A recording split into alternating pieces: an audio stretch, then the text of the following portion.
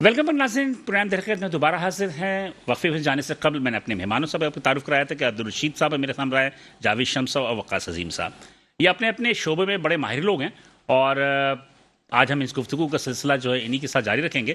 تو سب سے پہلے میں عبدالرشید احمد صاحب سے بات کرنے کی کوشش کروں گا اور ان سے جاننے کی کوشش کروں گا کہ ان کی اپنی ماہرانہ رائے کیا ہے کہ جو ان سپر ٹیکس لگا ہے صنعتوں پہ۔ اس کے علاوہ یہ ہے کہ صنعتیں ویسے ہی بہت زیادہ جو ہے وہ رشید صاحب سفر کر رہی تھی بجلی گیس پانی کی وجہ سے۔ آپ لوگوں کا ہر پورے سال تو یہی مسئلہ رہا تھا، پھر یہ مسئلہ بھی آ گیا، تو کیا صورتحال کیا ہے؟ بہت بہت شکریہ بلال صاحب، آپ نے انوائٹ کیا۔ آپ نے بالکل صحیح کہا کہ سپر ٹیکس جو لگا کے ایک اور بم گرایا ہے، اور جب سے گورنمنٹ آئی ہے بم پہ بم ہی گرا رہی ہے اور صنعتوں کا حال جو ہے دن بر دن خراب ہوتا جا رہا ہے۔ کبھی ہم گیس کی مصیبت سے جان نہیں چھوڑا پاتے ہیں، کبھی الیکٹرک کا مسئلہ چل رہا ہوتا ہے، کبھی کچھ مسئلہ ہوتا ہے، تو یہ مطلب ہے کہ ریگولر پرابلم چل رہی ہے ہمارے ساتھ۔ اور ٹیکس جو سپر ٹیکس کا بات ہے کہ جو سپر ٹیکس دے رہا ہے، جو بھی امیر آدمی وہ پہلے ہی آلریڈی دے رہا ہے، جو نہیں دے رہا اس کو کیوں نہیں یہ اس ٹیکس نیٹ میں لاتے ہیں؟ پاکستان میں ہمارے میں معذرت کے ساتھ یہاں پہ گات کاٹوں گا۔ ایک پرسپشن یہ ہے کہ ٹیکس ہمیشہ غریب آدمی دے رہا ہوتا ہے، چھوٹے جو لوگ دے رہے ہوتے ہیں اور امیر جو ہے وہ ایگزمپشن حاصل کر لیتے ہیں۔ دیکھیے ایسا ہے کہ ہر ایک کا اپنا ٹیکس کا نمبر ہے، اور وہ اس وقت یہ پاکستان میں سب سے زیادہ لوگ جو ہے اس وقت آؤٹ سائڈ پاکستان جا رہے ہیں اور وہ ٹیکس نیٹ کے اندر نہیں ہے، ان کو روکا جائے۔ تو اسی لیے عام آدمی جو ہے ٹیکس نیٹ یہاں پر ٹیکس نیٹ میں آ نہیں رہا ہے۔ ایک یہ انڈائریکٹ تو پیٹرول پہ دوسری چیزوں پہ سب سے لے لیا کرتے ہیں، مگر فزیکلی اگر یہ ٹیکس نیٹ میں لوگوں کو لیا جائے تو وہ چیزیں ڈیوائڈ بھی ہو جائیں گی اور ہم اس کا جو ہے زیادہ سے زیادہ ٹیکس کلیکٹ کر سکیں گے اور ہمیشہ کے لیے کلیکٹ کر سکیں گے۔ تو اس کو جو ہے ٹیکس کلیکشن کے لیے جو ہے انہیں کوشش کرنی چاہیے، بجائے اس کے کہ وہ ایک چند لوگوں کے اوپر ڈال دیا جائے گا۔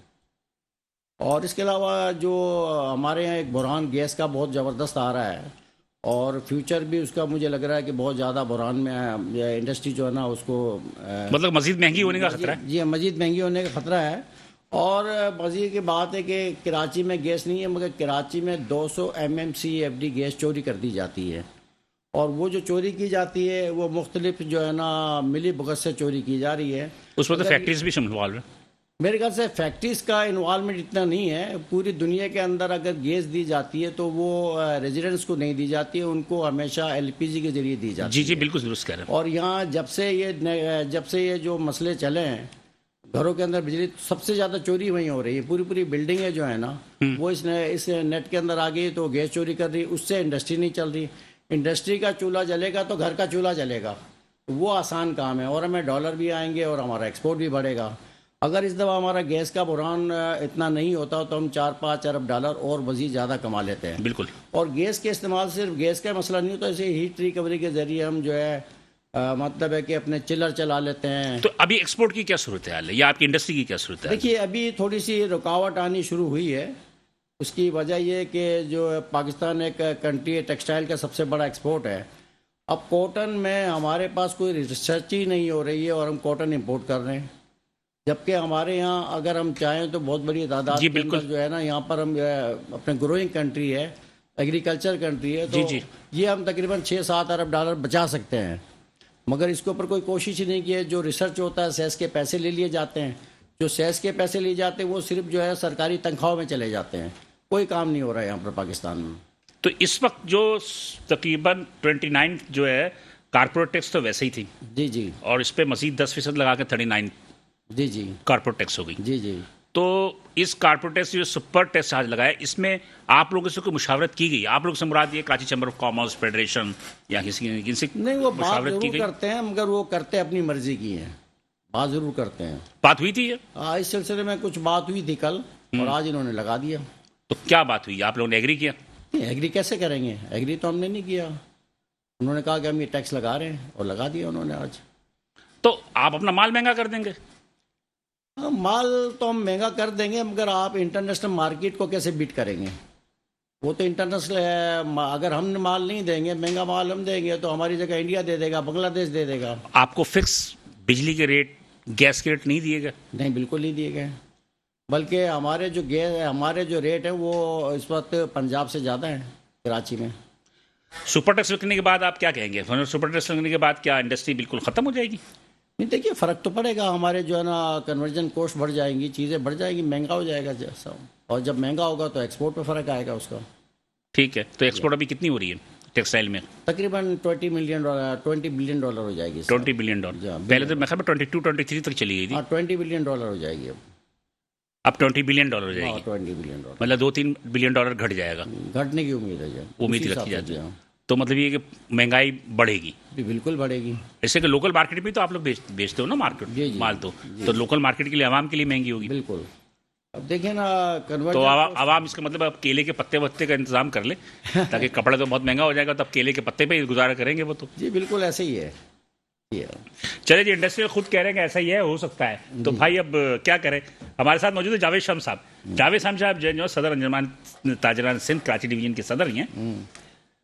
کیا خیال ہے جاوید بھائی؟ پہلے تو بات یہ ہے کہ آپ لوگوں نے یہ رات کے 9 بجے دکان بند کرنے کے حوالے سے کافی بڑی مخالفت کی، کیا وجوہات ہیں؟ بہت شکریہ. سب سے پہلے تو آپ نے بلایا، اور اس ہنگامی صورتحال میں پاکستان میں سمجھتا ہوں کہ اس وقت مشکل ترین اور ہنگامی صورتحال سے دو چار ہے. یہ وہ لینڈنگ کا ٹائم ہے جس میں ٹائر کام نہیں کر رہے، اور بیچارہ جو پائلٹ ہے وہ پریشان ہے کہ پنچر تو نہیں ہو گیا. اب یہ پتہ نہیں ٹائر گر گیا یا پنچر ہو گیا. لیکن دیکھیں صورتحال اس طریقے سے ہے کہ پاکستان کے لیے جہاں انڈسٹری کا کام کرنے والا انڈسٹریل موجود ہے، وہاں چھوٹا تاجر بھی موجود ہے. اس نے ہر برے وقت میں پاکستان کی حکومت کا ساتھ دیا ہے، کسی بھی سطح پہ ہو. ان کا مال آپ لوگ ہی بیچتے ہیں؟ بالکل ہمارے پاس سے ہی فروخت ہوتا ہے. لیکن دیکھیں چلتے ہیں بجلی کی لوڈ شیڈنگ سے. بجلی کی جو لوڈ شیڈنگ ہے اس کو اگر آپ کنٹرول کرنا چاہتے تھے تو پہلے سب سے پہلے جس طرح انہوں نے کہا گیس کی چوری ہو رہی ہے، تو بجلی کی جو چوری ہو رہی ہے وہاں پہ کے الیکٹرک، مجھے اپنے گھر کے لیے ایک میٹر لگوانا ہے. میں آپ کو سچ بتا رہا ہوں جی بالکل، مجھ سے وہ تمام ڈاکومنٹس مانگے جا رہے ہیں جو ان کے ریکوائرڈ ہوتے ہیں. سروے ہوگا جی، پھر سروے ہوگا کتنے لوگ ہیں، ضرورت ہے نہیں ہے مزید میٹر کی. جبکہ وہ بلڈنگیں جو انتھرائز بنی جا رہی ہیں، جن کے کوئی نقشے موجود نہیں ہیں، ان کو باقاعدہ میٹر بھی لگ جاتے ہیں. وہاں پہ 6-8 منزلہ بلڈنگیں بن رہی ہیں، ان کا کون دیکھنے والا ہے؟ یہ پیسہ کون لے رہا ہے؟ کون ان کو بجلی دے رہا ہے؟ نمبر 2، اس کے ساتھ ساتھ آپ چلے جائیں 9 بجے دکانیں بند کرنے کا، ہم نے بالکل حکومت کا ساتھ دیا. بالکل ہم نے سر جھکا کے کہا بالکل ملک کی معیشت کے لیے ہم حاضر ہیں. لیکن ہماری 2 شرائط تھیں، بہت آسان تھی. ایک تو یہ کہ جو لوڈ شیڈنگ آپ تجارتی مراکز میں کر رہے ہیں اس کو کم از کم 50% لیس کر دیں. پورا ختم نہیں کر سکتے، 50% کر دیں. نمبر 2، وہ جو آپ کے پاس لاکھوں جو یونٹس بچ رہے ہیں، کنزمپشن جو کم ہو رہی ہے، اس کو آپ لے جا کے جو رہائشی ایریاز ہیں. اب آپ یقین کریں، میں آ رہا تھا، میری ایک عادت ہے کہ جب میں پروگرام میں آتا ہوں تو میں فیس بک پہ اور واٹس ایپ پہ چلاتا ہوں، تو مجھے سب سے زیادہ کیماڑی، بلدیہ، کورنگی، ملیر، اورنگی ٹاؤن کے لوگوں نے میسیجز کیے ہیں کہ جاید بھائی ضرور بات کریں کہ پوری رات میں 3 گھنٹے بھی لائٹ نہیں آتی. یعنی سارا دن لوگ پریشانی کے عالم میں فیکٹریوں میں کام کریں، دکانوں پہ کام کریں، دیگر دفاتر میں کام کریں. شام کو جب وہ گھر جاتے ہیں تو سونے کے لیے ان کے لیے کوئی بجلی کا انتظام نہیں ہوتا. ان کے بچے بے بس ہوتے ہیں. اتفاق ہے کہ چھٹیاں اسکول کے اندر چلیں، بچے دن میں سو لیتے ہیں، لیکن کیا نیند پوری نہ ہونے کے بعد بیماریوں کا عذاب نہیں آتا ہے؟ یہ حکومت نہیں سوچتی. نمبر 2، یہ مہنگائی کا رونا رو رہے ہیں، یہ فیول کا معاملہ رو رہے ہیں. ارے بھائی، سب سے پہلے آپ جس آدمی کی جیب میں 2 لاکھ روپے ہوتے ہیں وہ جاتا ہے مارکیٹ میں، اوپن مارکیٹ سے جا کے ڈالر خرید کے لے کر آتا ہے. کوئی پوچھنے والا ہے کہ جاوید شمس تم نے 2 لاکھ کے ڈالر کیوں خریدے؟ جس کا دل چاہتا ہے خرید لائے. آپ اس کو 6 مہینے کے لیے بین لگائیں. جب آپ ڈالر کی فروخت عام آدمی سے ختم کریں گے اور صرف انٹرنیشنل ٹریولنگ کے لیے یا امپورٹ کرنے ایکسپورٹ کرنے والوں کے لیے کریں گے. معافی چاہتا ہوں، میری بات مکمل ہونے دیں. نہیں بلال بھائی، دیکھیں میں بہت بڑے مطالبے کی طرف گیا ہوں، میری بات مکمل ہونے دیں. انٹرنیشنل لیول پہ جو میرا پذاتر ہے کہ آپ یہ بھی مطابق کرتے ہیں کہ انٹرنیشنل لیول پہ ہر جگہ جانے کے لیے ڈالر نہیں ملنا چاہیے. جس ملک میں جا رہے ہیں اس ملک کی کرنسی لیں. اور دوسری بات، آپ اوپن مارکیٹ کو 6 مہینے کے لیے بند کریں نا. ہر آدمی جا کے یا تو پراپرٹی میں پیسہ لگا دیتا ہے یا ڈالر میں لگا دیتا ہے. یہ کون سا انصاف ہے؟ بالکل حکومت کے پاس اس کا کوئی حل نہیں ہے. حل اس لیے نہیں ہے کہ حکومت کے کارندے اربوں روپے کے روزانہ کی بنیاد پر ڈالر خرید رہے ہوتے ہیں اور فروخت کر رہے ہوتے ہیں. ان کا ایک گیم ہے یہ. تو لہٰذا انجمن تاجران سندھ کے بطور میں یہ حکومت سے مطالبہ کرتا ہوں کہ کم از کم 6 ماہ کے لیے آپ ڈالر کی اوپن مارکیٹ میں جو خرید و فروخت بند کریں. منی چینجرز کو آپ بند کریں تاکہ یہ جو گھپلا چل رہا ہے یہ ختم ہونا چاہیے. بے شک وہ ہمارے کاروباری دوست ہیں، لیکن ملکی معیشت کے لیے فیصلہ بہت ضروری ہے. کیوں نہیں اس طرف سوچا جاتا؟ اس کے بعد آپ آ جائیں FBR کی طرف. FBR جہاں انڈسٹری کو تباہ کرنے پہ لگی ہوئی ہے، وہاں چھوٹے تاجروں کو 1000 اسکوائر فٹ پہ ہم سے طے کیا گیا کہ سیل ٹیکس لگایا جائے گا. پوس کے اوپر ہم جائیں گے, پی او ایس کے اوپر, لیکن اس کے باوجود آج گلیوں میں بہار کے لوگ گھوم رہے ہیں, وہ ایک ایک مکان میں جا کے دیکھتے ہیں کہ جی نیچے دکان ہے, اوپر یہ رہائش ہے, آپ دروازہ بجا کے فیملیوں کو تنگ کر رہے ہیں. اس کا مقصد ہے آپ, میں حقیقت بیان کر رہا ہوں سر, یہ کمپلینیں آئی ہیں سر ناظم آباد میں, لیاقت آباد میں, پاپوش کے ایریے میں جو دکاندار ہیں انہوں نے باقاعدہ میں درخواستیں دی ہیں کہ سر اوپر ہماری رہائش ہے, نیچے دکانیں, ہم سالوں سے رہ رہے ہیں. وہ کہتے ہیں دروازہ بجا کے بولتے ہیں جی اوپر سے دکھائیں ہمیں. یہ کون سا انصاف ہے؟ تو گھر میں کیوں جاتے ہیں, دکان میں کیوں نہیں جاتے؟ وہ کہتے ہیں جی ہم چیک کریں گے, آپ جھوٹ کہہ رہے ہیں. اس لیے کہ وہ خود رشوت خور ہوتے ہیں نا, وہ چاہتے ہیں کہ جس طرح میں ہوں ویسے دوسرے لوگ بھی ہوں گے, لہٰذا حکومت ایسے لوگوں کو لگام دے. دیکھیں جی سخت فیصلے کرنے پڑیں گے. آپ نے عوام کو بہت تباہ کر دیا, آپ نے تاجروں کو تباہ کر دیا, آپ نے انڈسٹری کو تباہ کر دیا. کھیل کھلاڑی کے ہاتھ میں ہے گا. آج بھی 14 لوگ حکومت کر رہے ہیں, سب رو رہے ہیں, سب کھا رہے ہیں, سب پی رہے ہیں, عوام کا کوئی نہیں سوچ رہا. اس کا مقصد یہ کہ تاجر کل بیٹھ کے, اب دیکھیں آج نوٹیفیکیشن جاری ہوا ہے اسلام آباد کے اندر کہ کل ہفتے کے دن جو ہے معمول کے مطابق کاروبار ہوگا. کیوں؟ کراچی پاکستان نہیں ہے, کراچی ریڑھ کی ہڈی نہیں ہے. سندھ کے علاوہ میں کراچی کی بات کر رہا ہوں, میں کراچی میں بیٹھا ہوں سر. لاہور بھی کھلنا چاہیے, پشاور بھی کھلنا چاہیے, فیصل آباد بھی کھلنا چاہیے, کے پی کے جو شہر ہیں بڑے وہ بھی کھلنے چاہیے, سندھ کے شہر بھی. تو کیا کراچی کے لوگ کسی اور دنیا سے آئے ہوئے؟ تمام پورے پاکستان میں آپ کو نوٹیفیکیشن دینا چاہیے تھا, کیونکہ آپ فیل ہو گئے حکومت کے لوگ. شہباز شریف صاحب دنیا کو کہانیاں سنا رہے ہیں کہ جی 72 سالوں سے لوگوں نے معدنیات نہیں نکالی. بھائی آپ کے بڑے بھائی بڑے میاں صاحب بھی تو 72 سال میں 3 مرتبہ وزیر اعظم بنے, انہوں نے کتنی معدنیات نکالی؟ کیا انہوں نے کبھی جواب دیا کہ ملک سنوارو کہ پیسے کہاں گئے تھے, کیوں نہیں قرضہ اترا؟ انہی کے پاس 3 لوگ ایسے ہیں جن کے نام لے لوں, وہ 1 گھنٹے میں پاکستان کا قرضہ اتار سکتے ہیں سر. لیکن یہ پاکستان سے محبت تو کریں. مجھے اچھی طرح یاد ہے جب میں یونیورسٹی میں پڑھتا تھا KU میں, تو ہم ایک منسٹر کے پاس ملنے کے لیے گئے ڈیلیگیشن لے کے.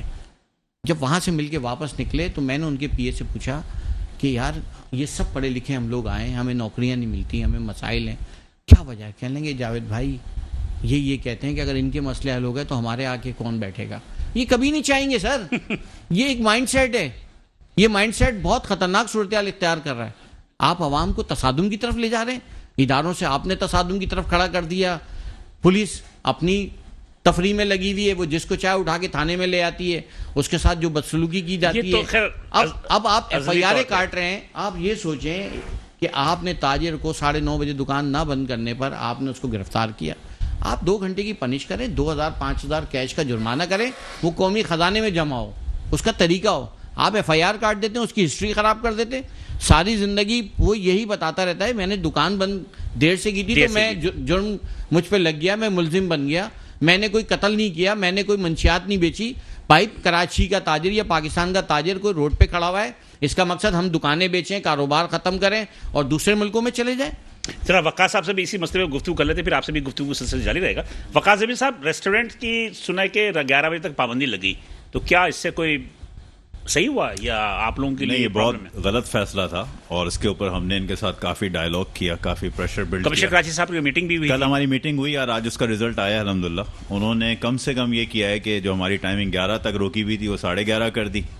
اور جیسے پورے پاکستان میں پہلے پنجاب میں فیصلہ آ چکا تھا, انہوں نے جو ویک اینڈ ہے, ہفتہ جو ہے, اس کو انہوں نے اس میں کوئی ٹائم ریسٹرکشن نہیں ڈالی ہے. تو یہ ہماری ان سے بات ہوئی ہے. ابھی پنجاب نے 24 گھنٹے کی ڈیلیوری اور ٹیک اوے کا بھی نوٹیفیکیشن لگا دیا. دیکھیں ریسٹورینٹ کے کام کو سمجھنے کی ضرورت ہے, ہم نے انہیں بار بار سمجھانے کی کوشش کی.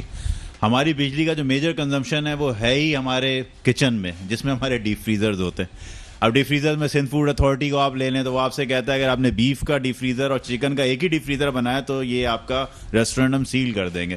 مطلب یہ کہ آپ کو فش کا الگ, ویجیٹیبل کا الگ. تو ہمارے پاس اب الحمدللہ ہر ریسٹورینٹ میں 12-15 ریفریجریٹرز اور ڈیپ فریزرز ہوتے ہی ہوتے ہیں.